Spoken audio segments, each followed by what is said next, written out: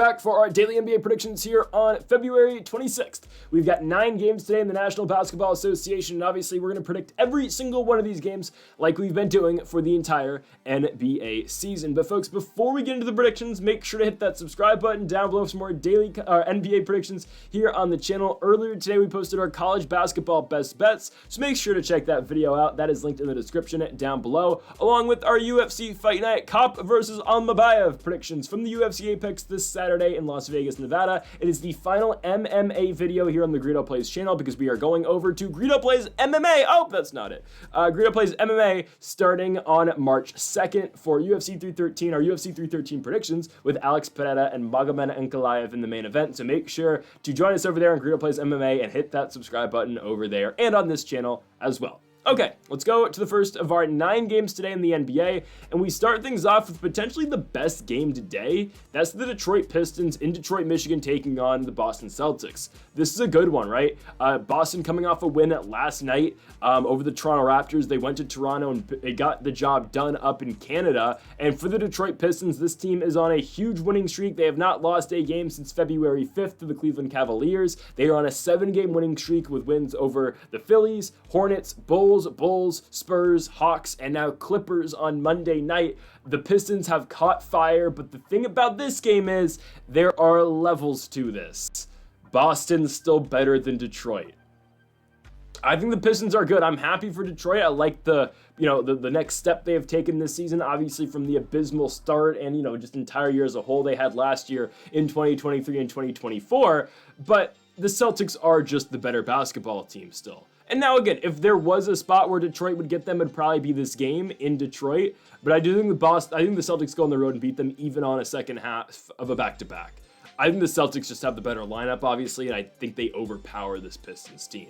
Now, we'll see with the injuries that Boston's been dealing with recently, obviously. No Kristaps Porzingis in the Raptors game. He's dealing with an illness, so we'll see if he plays. Drew Holiday just didn't play against the Raptors due to rest. So, again, obviously the Celtics knew that they were going to win that game even without some of their starters. So, Drew's definitely playing this game because, again, if he's resting for the Raptors game, he's going to play one of the 2 back-to-back games. So, he's playing tonight against the Pistons. Al Horford didn't play. Again, I think Horford, Holiday, and likely Kristaps all play this game against the Pistons. So yes, it's a back-to-back, but it's really only a back-to-back for, Derek White, Jaylen Brown, and Jason Tatum. For the Pistons, again, a good basketball team. Cade Cunningham, we say it all the time, does everything for this team. Jalen Duren's coming off a 19-rebound day against the Los Angeles Clippers on Monday. But the better basketball team is the Boston Celtics. Yes, they're going on the road, and Detroit it's a decent spot for them at plus money. But I think it's a game the Boston Celtics can get up for. I get it. Again, it's a huge game for Detroit, but I think the Celtics still go on the road and win. They are still the favorites for me to win the Eastern Conference. Again, potentially Cleveland or Indiana, or I guess even the Knicks. I don't trust the Bucks after watching them yesterday against Houston. I'm so done with Milwaukee right now. I know I've been hyping them up a little bit. Kyle Kuzma, man, he does not make that team better. Why is Kyle Kuzma taking big threes for the lead at the end of the game instead of Dame? I know Dame again took the last shot, but why are there possessions with a minute left and why is Kuzma shooting more than once? It's just, I don't get Milwaukee. Anyways, in this game, give me the Boston Celtics, go on the road and beat Detroit. Should be a close one, but I think in the end, Boston does narrowly edge out that minus 3.5 point line. We move on to our second game today in the NBA, and it is a spot in Indianapolis, Indiana, between the Indiana Pacers and the Toronto Raptors. Should be a fairly easy spot here for Indiana. They did lose a couple days ago to the Denver Nuggets. Jokic with his 19 assists. All right, whatever. They're getting a Toronto team that is on the second half of a back-to-back. They just lost the Celtics yesterday, and Toronto's got to go from Canada down to the States for this one. Again, Toronto already as it is a bad team in the United States. You add another layer on top of this, being, okay, they're going to Indiana the day after losing to Boston. I don't expect much out of the Raptors here. I think they'll be dead tired come the third quarter. I think their legs are just going to be kind of rough in this one.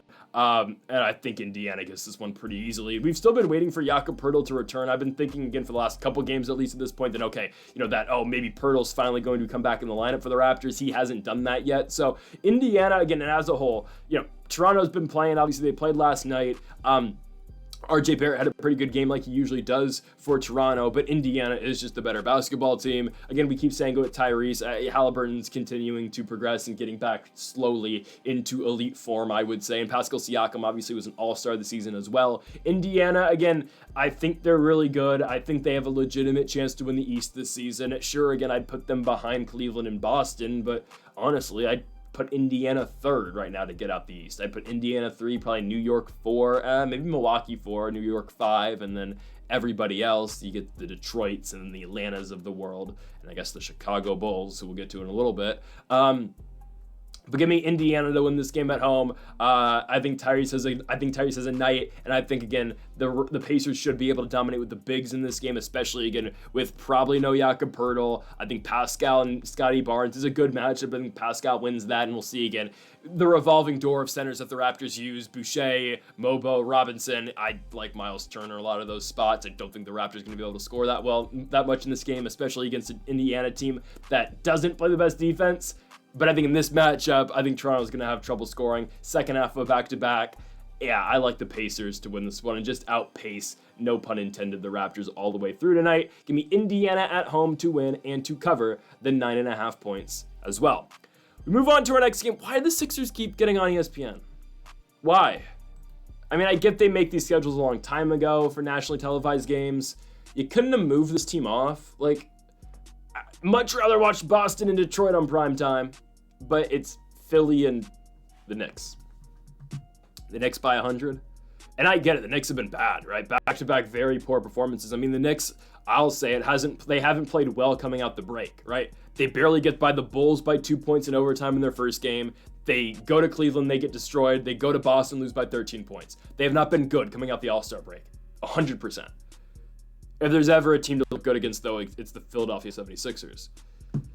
This team has still not won a game since February 4th. They are currently on an 8-game losing streak. It seems like Joel Embiid's going to get shut down for the rest of the season. Their injury report is just so long. Embiid out with a knee injury. Yabusele out with an eye injury. Kyle Lowry out with a hip injury. Quentin Grimes probable. Justin Edwards probable. Eric Gordon's going to have surgery. He's out for the season. Philly, again, they're 17 games under 500. Yes, in the standings, Philadelphia is still only 2.5 games back of the play-in, but they should really just call it. They're like what San Antonio should do as well. They should just wave the white flag and start playing capture the flag. The Spurs last night, again, had a game they should have won in New Orleans, and they lose. Just embarrassing stuff out of the San Antonio Spurs. We'll see if De'Aaron keeps playing. I think at least De'Aaron will have that game where they go to Sacramento. Again, we'll talk about the Spurs in a little bit. They play in the final game tonight, but they're so disappointing and they're so horrible. Anyways, speaking of horrible, Philadelphia. Tyrese is great. Maxi's a great player. There's nothing around him right now. Embiid's out. Jared McCain's out, obviously. And he has to play with Paul George. Philly's just really bad. And I get it, the Knicks have not played well. The Knicks will definitely win this game. Tom Thibodeau in a nationally televised spot. So that means Jalen Brunson get ready to play 40. Cat get ready to play 40 minutes. Josh Hart get ready to play 40 minutes. Cat's questionable. They'll make sure he plays this basketball game on ESPN.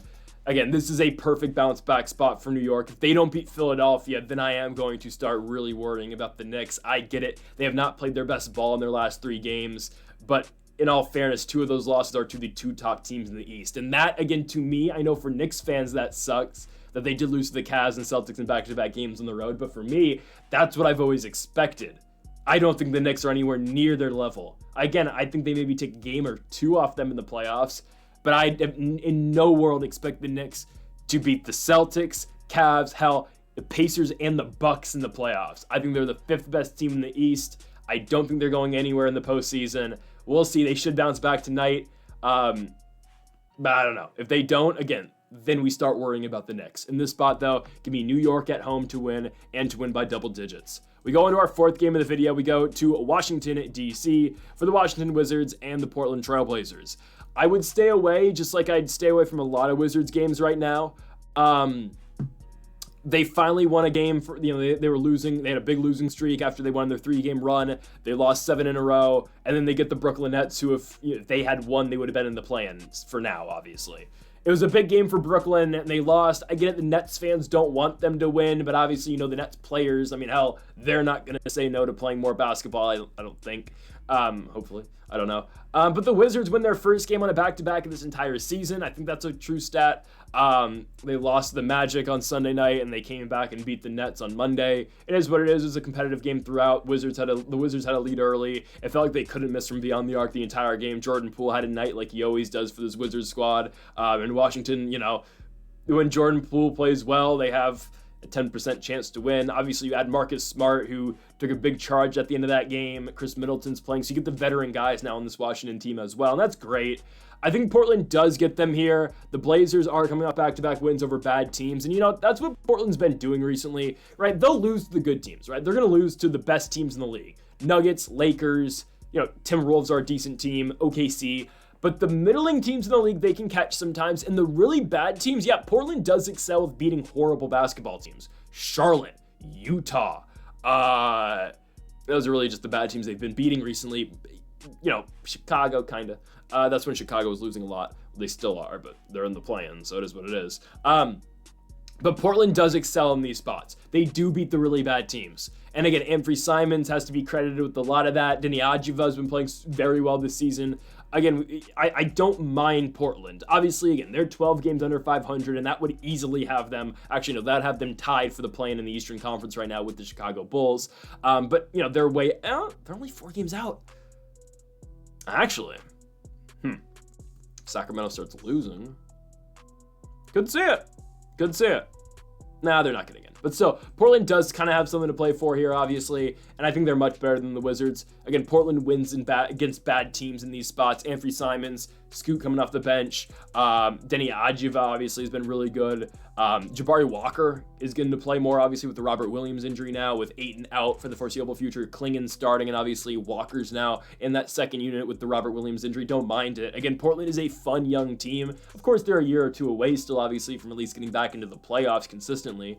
But they're doing the rebuild all right, honestly. Post-Dame, I think Portland's done an okay job. Give me the Blazers here to win this game and cover the 5.5 points. Personally, again, I'd stay away because the Wizards are so random, and they get even more random now with veterans who, a year or two ago you would have expected. I mean, honestly, I still expected Middleton and Smart to get bought out this season, but they're staying in Washington. All right. They're trying to help out the young guys. I respect it. So they are, again, just really random right now. I will take Portland to win and cover, but again, I wouldn't bet it personally. Let's move on to our next game, and we go to Brooklyn, New York for the Brooklyn Nets and the Oklahoma City Thunder. The Brooklyn Nets, again, I repeat, are a game out of the play-in still, and they find themselves as 17.5-point dogs at home. Sure, they are playing the best team in the NBA, but a team that is 1 game out of the play-in is 17.5-point dogs at home. Yes, that is a crazy stat. I get it, OKC had that huge choke job the other night against the Timberwolves. Obviously, everyone's going to play that big replay of the block that Ant had on Shea. All right, whatever. OKC blew a huge lead. It happens. It's still only their 11th loss of the entire season. OKC is still the best team in the NBA. I do kind of start to think the Lakers are going to beat them in the Western Conference Finals now, I'll be honest. But OKC's great, obviously. And Shea, again, is undisputably and undoubtedly the most valuable player in this league. They will destroy the Brooklyn Nets. OKC coming off losses this season. I don't think they've ever lost back-to-back. They lost back-to-back. Yeah, they've only lost back-to-back games once this season. That came all the way back in November. Usually when we look at OKC, the night after they lose, they usually come back and blow teams out, right? First loss of the year, Denver. They come back the next night or the next game, they beat Houston by 19. You look at their loss to the Cavaliers, they come back, they go to New York, win by 25 points. When they lose to the Mavs on the road, they play Brooklyn, they beat them by 26. They lose to the Mavs again, they beat Portland by 10, whatever. They lose to the Warriors on the road, they play Sacramento at home, they beat them by 34 points. Okay, so again, games after losses help. Minnesota's lost, technically coming out the All-Star break. Before that, they lost the Timberwolves. They come back, they beat the Jazz by 23. Again, games after which the Thunder lose, they usually come back and blow teams out. Now, again, I would not bet a 17.5-point line. I wouldn't. If anything, I would bet SGA's over. And I would continue betting SGA's over for majority of the season. Yes, it usually sits at around 31, 32.5 a night, but Shea is continuing to, again, and the Thunder know this, You know that teams, they function like an AAU basketball team most of the time. They are trying to get Shea the most valuable player award. They know they're going to be the one seed in the West. The only thing that's going to make this season better other than a championship is going to be getting SGA that first MVP. They're going to continue to feed Shea. Shea's going to continue to take his shots. He can get to the rim against anybody. Again, his whole life is consistent. And again, I think Shea's going to continue to score at will. The only thing stopping Shea from going over tonight is the blowout. And ultimately, yes, I will take the Thunder to cover the 17.5 points. Why? The Nets are stacked with injuries still. Noah Clowney's still out. D'Lo's still out. Cam Thomas still out. Cameron Johnson now questionable.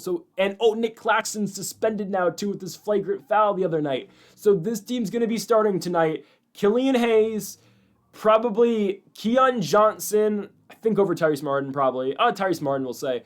Killian Hayes, Tyrese Martin, Jalen Wilson, Trenton Watford, and Day'Ron Sharpe. They have to play the best team in the NBA. Brooklyn by 20, at least. Seriously, they might win this game by 30, potentially 35. They're playing what are the Nets G League team? Are they the Long Island Nets? I think they are. Yes, they're playing the Long Island Nets tonight, man. Brooklyn's gonna Brooklyn's not gonna dominate. OKC's gonna dominate in Brooklyn. Yeah, not even close. Next up, we go to Miami. The Miami Heat taking on the Atlanta Hawks. Taking Atlanta. These two teams just played. I'm going to take the Hawks again. Again, if you watch, again, it's kind of a running thing. I really like the Hawks. I take Trae Young all the time. I'm a big Trae Young guy. I continue to put a lot of trust in Atlanta. Atlanta, again, with their win the other night over Miami, they are now the 8th seed in the East right now. Miami is the 9, and obviously it's huge to get that 8 seed instead of 9 because then you get 2 chances at winning 1 game to get in the playoffs. And I think Atlanta beats Miami in back-to-back spots here. The Hawks are the better basketball team. It was a very weird game that was played on Monday between Atlanta and Miami. It was obviously in Georgia. Trae Young scored, 11 points that game. He still had 14 assists because that's what Trae does. But it was a defensive game that the Hawks won. Probably the first time all year the Hawks have won a defensive game, and probably the first time that there has been a defensive game with the Atlanta Hawks because they play quick and they don't really play defense. They won the game 98-86 against Miami, which is a good victory. Again, they finally need to get back in the win column. Miami has just been struggling mightily. I mean, again, this team has won 1 game since February 5th. They have lost 6 out their last 7, with the only victory being an overtime win coming out the All-Star break in Toronto to the Raptors. They finally returned home, but I'm not sold on Miami right now. Tyler Hero, again, does have big nights. Khalil Ware is continuing to evolve as a center in this league, obviously, the rookie out of Indiana. But the Hawks right now are just better than the Heat. I get it. Again, Atlanta's not playing with the most momentum either, but Trae Young is doing everything in his power to keep this team afloat. Trae is probable for this game with an Achilles injury. That means he's playing, and I love Miami at plus money here. I get the games in Miami. But did I say I love Miami? I love the Hawks here in Miami. They should be able to dominate this basketball. I don't know about dominate, but they should be able to find ways to win in this one. Again, Atlanta always plays competitive games. And again, in Trae Young, we trust. That's how great Trae Young is. Likely his farewell season with the Hawks. Try to get him in the playoffs. Nothing to lose. The Spurs have their pick. Give me Atlanta on the road to beat the Miami Heat. We move on to our 7th game of the video, I believe. We go to Chicago, Illinois. Between the Chicago Bulls and the Los Angeles Clippers. Again, the Bulls currently hold the 10th seed in the Eastern Conference, which means if the play-in/playoffs were to start today, the Bulls would be in. Yes, the Chicago Bulls that are 12 games under 500. All right, they're coming off a win. They went to Philly and dominated the 76ers. They beat that team by 32 points. And guys, is Josh Giddey an all-star level player now? I'm serious. Again, it's been 3 games. But look at the stat lines that Giddey's been putting up. Again, I always thought that Giddey in Chicago was going to work. I've always liked Josh Giddey. Again, I know his off-the-court stuff was whatever. Came out he's innocent, so... obviously he wouldn't be playing if he wasn't innocent, but still, I've always liked Giddey as a player. I really have. And especially, again, I like the move to Chicago for him. Especially for at least Giddey evolving as a player himself. Let's talk about post-deadline Giddey, right? The game against the Knicks, 27-4-16. The Suns game, 24-10-8. And the Sixers game, 25-6-16. Guys, Josh Giddey's a bucket right now. It's crazy, but let's just be honest. That's what Josh Giddey is. He's playing very well right now. All right, let's buy into some Josh Giddey hype right now. Give me Chicago at home plus 8.5. Now, I don't care who wins this game. I think, yeah, probably the Clippers get it, just because that's kind of how the way the Eastern Conference play-in race to the 10 seed's been going. But I think the efforts out of Giddey alone is going to keep Chicago in this game. He's doing everything for the Bulls right now, which is crazy to say. Again, Vucevic is likely out again for this game. He's hurt with, ankle injury, I think? Calf injury. It is what it is. Let's let Giddey work. I think the Clippers win. But the Clippers have not won a game off the All-Star break. They've lost 3 in a row. Milwaukee, Indiana, Detroit, now still on the road against Chicago too. That's why I think there's a pathway for the Bulls to win this game, 100%. Even with the injuries to Vucevic and probably Dosunmu not playing either, there is a definite pathway for the Bulls. The Clippers have not been playing good ball recently. They've lost 3 games in a row. I think Norman Powell's out this game. Yeah, Norman's out, who's their most consistent scorer. Yeah, James Harden again can hoop, obviously. You get Kawhi, who I think's playing today. You never know with Kawhi Leonard. It's not a bad spot for Bulls plus money on the money line. Again, I'm not officially predicting it, but I don't mind it. The pick here, though, is definitely Bulls plus 8.5, especially the way the Clippers have been playing up the deadline. The Bulls are playing with a little bit of momentum right now with that victory in Philadelphia. They return home, and the way Giddey's been playing, all right, give me Chicago. I can't believe I'm saying this. Give me Josh Giddey and the Bulls to cover the 8.5 points. Who would have thought Josh Giddey would be the best guy on the Bulls at this point in time? Hey, if it works, it works. Give me Giddey and the Bulls to cover. Don't care who wins. I lean Clippers, but value-wise, yeah, definitely. Go take the Bulls. Give me the Bulls on the spread, though, at home in the United Center. We go on to our 8th game of the day, and we go to Salt Lake City, Utah, as we've got the Utah Jazz taking on the Sacramento Kings. Another one of these spots, I'm going to take Utah on the spread. I think the Kings probably win, but I don't mind Utah on the spread the way that the Jazz have, again, been playing up since the deadline. I don't care about a big loss to the Thunder. That's the Thunder, whatever. A win against the Rockets on a second half of a back-to-back, that'll play, and a close game on Monday night against the Blazers, losing the game by 2 points. All right, the Jazz, again, are one of these weird teams. Like, again, their season's obviously over, but they're going to be a tough team to beat. Again, going into Salt Lake City's not a cakewalk. Ask the Los Angeles Lakers. Hell, ask the Clippers and the Suns. No, they lost the Clippers and the Suns. I was thinking of the Warriors. Anyways, wrong Pacific teams. But still, ask the Lakers and the Warriors how it's like to go into Salt Lake City. It's difficult. And the Rockets, too, right? The Jazz can get you sometimes. I think they cover the 8.5 points here against the Kings. I do think the Kings win. I think they found an identity on offense now. At least, well, I guess. Now, they beat the Hornets. Now, the Hornets, again, the Hornets are making it their mission to lose by as many points as possible in consecutive games after somehow beating the Los Angeles Lakers. Again, I can't believe it, man. Every team the Hornets have played since the Lakers game, they've lost by at least 30 points. It's unbelievable. Seriously, it's unbelievable. It just pisses me off. The Kings, again, on Monday night beat the Hornets. They beat them 130-88. Good. Great victory. You win the game by 42 points. Who else puts up 42 points? Zach LaVine. Good for LaVine. I'm happy for Zach. Seriously. I'm happy. I hope Kings fans stop calling him Kevin Huerter with a dunk package, because that's disrespectful to LaVine. It was funny, though, when I saw it on Twitter. I'm not going to lie. Anyways, I think they should play through LaVine. I think playing through LaVine helps this offense more than what playing through DeRozan looks like. Sure, DeRozan's a great player, but to fit this Kings style of offense, you're not going to replace De'Aaron Fox, but the guy who can, at least system-wise, fill in like De'Aaron was playing in that offense is Zach LaVine. Now, again, LaVine's not going to do everything De'Aaron does, but the guy who does kind of flow within the offense the most compared to him and DeRozan, yeah, it is Zach. So I think they should look to LaVine more. And again, LaVine with the 42 points against the Hornets. We'll see what he does here on the road in Utah. But I think that the Kings barely just get out of this one with the victory. It's a road spot. They haven't been the best road team recently. Losing to the Pels the other night or prior to the break. And Utah, again, is just a sneaky competitive team sometimes. They are dealing with some injuries. No John Collins, no Lauri Markkanen, no Colin Sexton still, but Walker Kessler's playing. And honestly, Keontae George has been playing some really good basketball recently. You're probably looking at a starting lineup of Collier, Keontae George, Clarkson, KJ Martin, Walker Kessler. They're probably just going to play really small. But that's fine. I think they can play small at Sacramento, obviously, the way that the Kings are with Keeg at the 4. Again, Keegan, he's going to sit in the corner most of the time on offense, right? I mean, you can play small against Sacramento and be fine. Matchup-wise, I think the Jazz cover the 8.5 points. I think they can keep up, but I do think the Kings I think the Kings ultimately do win the game. So give me Sacramento money line, but I think Utah can cover. Going on to our final game of the video.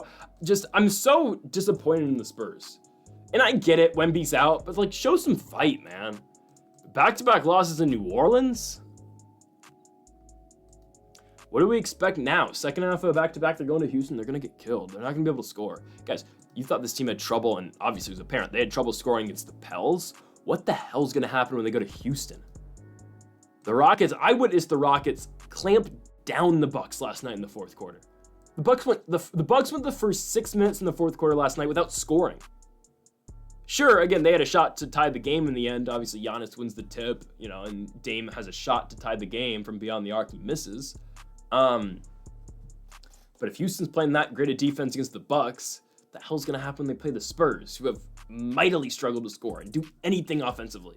This team's horrible scoring right now. Vassal's been bad. De'Aaron's been so disappointing. De'Aaron scored 11 points the other night. You're not relying on CP3 to score, especially at his age. We're going to see Bismack Biyombo score. It's just, the Spurs are not good right now. Houston is going to kill this team defensively. And the Rockets will do enough, obviously on the other side of the ball as well. Again, I applaud what Bismack Biyombo's done in his return to the NBA this season, obviously being just a reserve last year for the Thunder. But what the hell is going to happen when Alfred Şengün's on him tonight? It's going to be a problem. Şengün's going to dominate. Şengün had a big night last night against the Bucks. What the hell's going to happen when he's matched up with Bismack Biyombo in this all-Texas matchup? I don't know. I think De'Aaron does need to call it and get that surgery, and just, again, the Spurs can officially play capture the flag, especially, again, with Wemby being out for the year as well. We'll see. Again, I think De'Aaron's going to play at least till that Sacramento return on March 7th, and then I think that's where he does get the surgery. But maybe not, honestly. Honestly, he should wait to go back to Sacramento, because next year when he's healthy and when Wemby's back, he can have a better game. So honestly, yeah, I think De'Aaron should just call it this season. The Spurs are on a 3-game losing streak. They're not making the play-in. What, aren't they behind the Blazers now in the standings? They are. Yeah, they should officially start trying to play capture the flag. This is bad. Houston will win. They'll dominate. The Spurs can't score. Couldn't score against the Pels. What the hell's going to happen against the Rockets? Houston by 20. Give me the Rockets to win on ESPN to close the night. So, folks, thank you all for watching our NBA predictions here on February 26th. If you haven't yet, though, make sure to hit that subscribe button down below for more. Make sure you leave a like if you did enjoy the video. Make sure to comment if you do disagree with any of the picks. Folks, thank you all for watching, and Mamba forever.